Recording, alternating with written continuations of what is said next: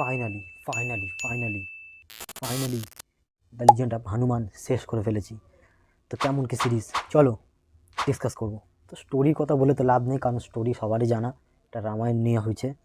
রামায়ণের মধ্যে দিয়েই এটা বজরংবলীকে মানে হনুমানকে এটা একটু এক্সট্রা অর্ডিনারিভাবে দেখানো হয়েছে। নর্মালি রামায়ণ তো সবাই জানেই, কিন্তু এটা কিছু কিছু জিনিস অ্যাড করেছে, কিছু দুটো তিনটে ক্যারেক্টার অ্যাড করে, তো একটু কমেডির মাধ্যমে, একটু ইমোশনালের মাধ্যমে, একটু মোটিভেশনের মাধ্যমে এটা মানে সিরিজ হিসাবে নিয়ে এসছে। হিসাবে তো দেখা গেলে রামায়ণ 10টা সিরিজ বেরোলেও পূর্ণ হবে না। তো এই সিরিজটার মাধ্যমে রামায়ণের ব্যাপারটা মানুষকে আরেকবার মনে করিয়ে দিল। সত্যি কথা বলতে রামায়ণ কার না ভাল লাগে, সবার ভাল লাগে।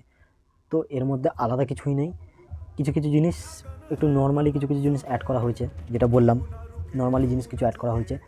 আর বজরংবলীকে একটু আলাদাভাবে কীভাবে বজরংবলীর শক্তি বাড়লো একটু ভালোভাবে ফুটিয়ে তোলা হয়েছে অ্যানিমেশনের মাধ্যমে। আবার কিছু কিছু জিনিস মানে কিছু কিছু সিন এমনও ছিল যেগুলো আমি জানি না, দেখিনি, তো সেগুলো থেকে একটু মানে ভালো লাগলো যে এইগুলো তো আমি জানতাম না, এগুলো তো আমি দেখিনি।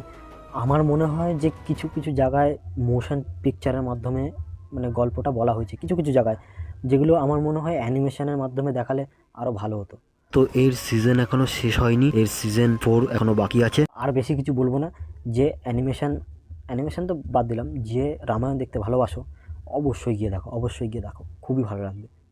বেসিক্যালি ইন্ডিয়ান সব ল্যাঙ্গুয়েজেই অ্যাভেলেবেল আছে, এমনকি বাংলাতেও অ্যাভেলেবেল আছে। তো তোমরা গিয়ে হটস্টারে চেক আউট করতে পারো অবশ্যই।